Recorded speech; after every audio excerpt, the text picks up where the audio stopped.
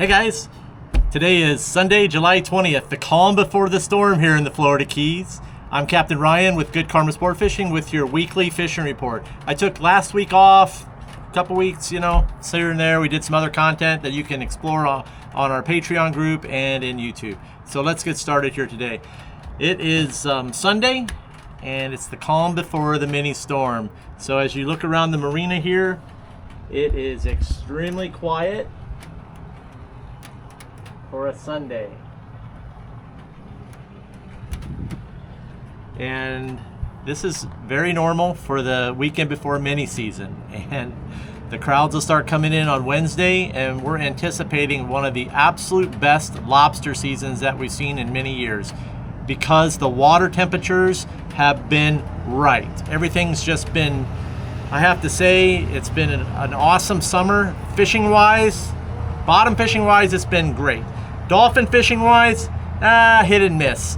So what's happening with the dolphin fishing? Okay, so the water temperatures have been, I would say, they've been nice. Okay, this time last year, the water temperatures were at least 5 to 6 degrees warmer than they were this time this year. So what does that mean?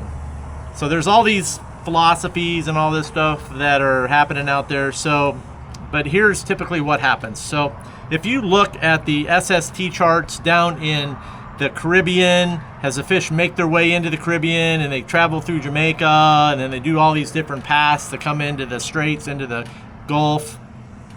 Well, the water has been nice down there. And also too, what I've been hearing is that there's a lot of United States government's grants that have been given to a lot of the Caribbean nations down there for long lining and for creating fads.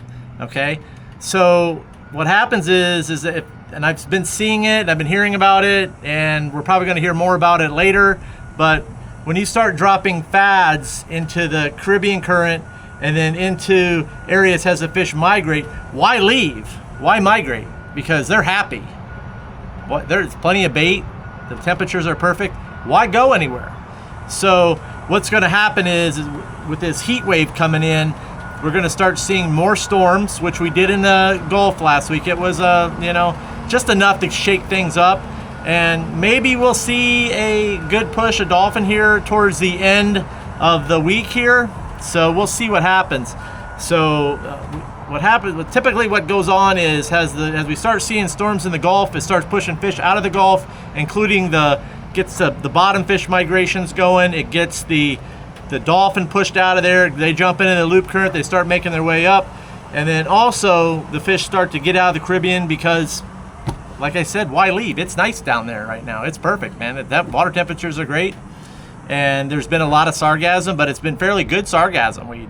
So that's been coming out of there. So we'll see what happens here as we got this heat dome that's going to set in down here. It's going to bring some hot temperatures. It's going to warm stuff up all the way down to the south, and we'll start seeing some tropical activities, I guess you can say. And then as we start seeing tropical activities, we start seeing more dolphin. It's going to be a late season for them fish. So we're going to we've seen this about 6 years ago, where the fish showed up at the end of the summer, and we've seen some of the absolute best dolphin fishing right when the kids went back to school, all the way through September, as well as an early wahoo season. So history repeats itself, and that's what's happening. So it's just been one of those years, and anticipate it. Lots of bait out there. The bottom fishing this past week, we went bottom fishing. We did some shakedown trips on the NLSR, our new 37 Invincible catamaran, and we're just in the process of getting her all a lot of little extra Ryan touches, I guess you can say, to make her something special. So she's something special already. So she's just an amazing boat. We did a shakedown bottom trip on her yesterday. We fished in 17-mile-an-hour winds, and it came down over the course of the day. Big swells, no problem. We caught mutton snappers up to, I think our biggest mutton snapper yesterday was 33.5 inches, almost 34, and it was a monster. And we had a couple 28s in there, and then we had a couple of 20s. So we gave a few back to the kudas that were hungry as well. No sharks yesterday, no sharks. And the fish were on super isolated pieces of structure, and they weren't on any numbers. So that's another thing I want to tell you guys. So as you guys are, everybody's so keen on numbers. And I can tell you this, numbers aren't really, some days they're worth something and some days there aren't, because these fish are moving off these numbers, they're moving around, and if you do not have the right transducers or the electronics to track the movements of these fish, your numbers are worthless, okay? The numbers are worthless. So everybody's at, oh, he's gonna get your number. Yes, I really don't care, because he won't know how to fish that spot, and these fish move daily, and he doesn't have the right transducer to do what he needs to do the job. So those days of fishing like regular charter numbers, they call them, they're done, they're over. Some days are good, some days are like, and everybody else has them now. So you gotta have the right digits. So when you're hiring a freelance mate to come on your boat, you gotta really take a look at all the stuff that you have as well, and can he do the job or not, okay? Because he's gonna have numbers, but there's no guarantees that those numbers are gonna be any good unless you have the right equipment, okay? So anyhow, let's move on a little bit from that one. So what are we gonna have happen here over the next month? We're gonna have the queen snapper migration, pre-spawn is gonna start happening here pretty soon. Probably those fish are gonna start moving in very soon, actually. Vermilion snapper pre-spawn is gonna happen. And the mutton snapper spawn is pretty much, the fish are all spread out now. You gotta have really good electronics and kind of know the migrations to really stay on top of them. And then they'll congregate. Some guys will catch them, a lot of guys won't. So it's just that time of year. But what else? Then the dolphin. I did see some nice packs of dolphin last night around 5 o'clock coming in.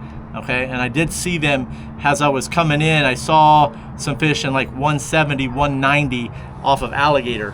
So we were down fishing mutton snappers off alligator yesterday off the 220 wreck, and then we bumped out to the little hump, and we caught some nice mutton snappers out on the little hump out there. So, but it was pretty good fishing yesterday down to the south. We ran all over the place. So, yeah, the yellow eye stuff, that's going to start up as usual. Best deep dropping is obviously to the south, really. There's some good stuff up by the Key Largo hump as well. But really good fishing to the south right now. Just depends, the current. We didn't have any current last night, really. It was all wind driven. Had to bump the engines in and out of gear to get the baits moving. So I'm trying to think what else happened. Oh yeah, gray tile fish are biting good. They're getting ready to pre-spawn. They're going to close that season here pretty soon. Snowy's going to close here pretty soon as well. So if it hasn't already closed, I don't do much snowy fishing, so I don't even know when that actually closes because I don't go.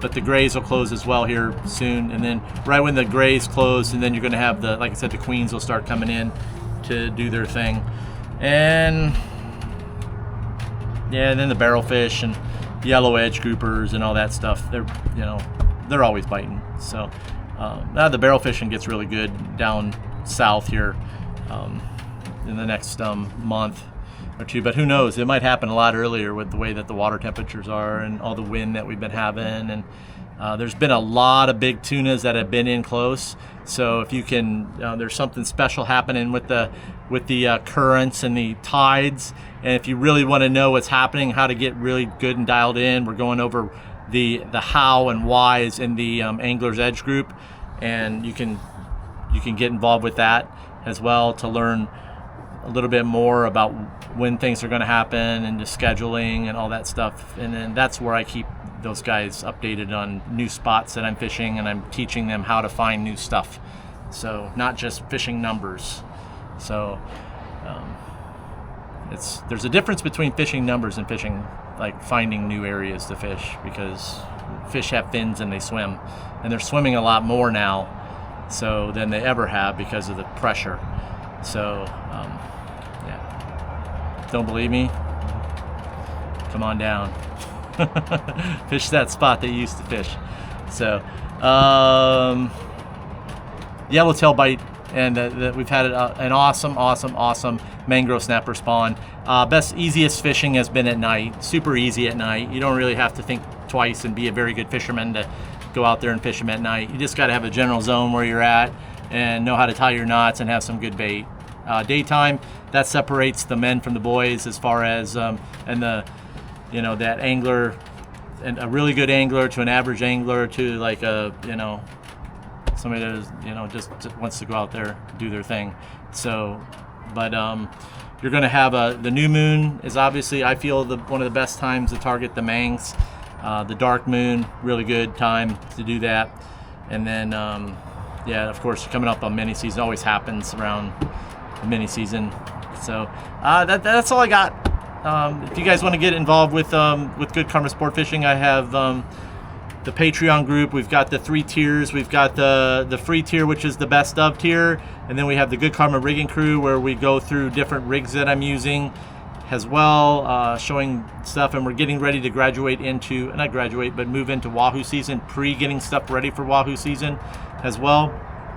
And then in the rigging crew, and then we have the Angler's Edge, and that is the absolute best spot finding community. And if you want to get involved with that, that's awesome.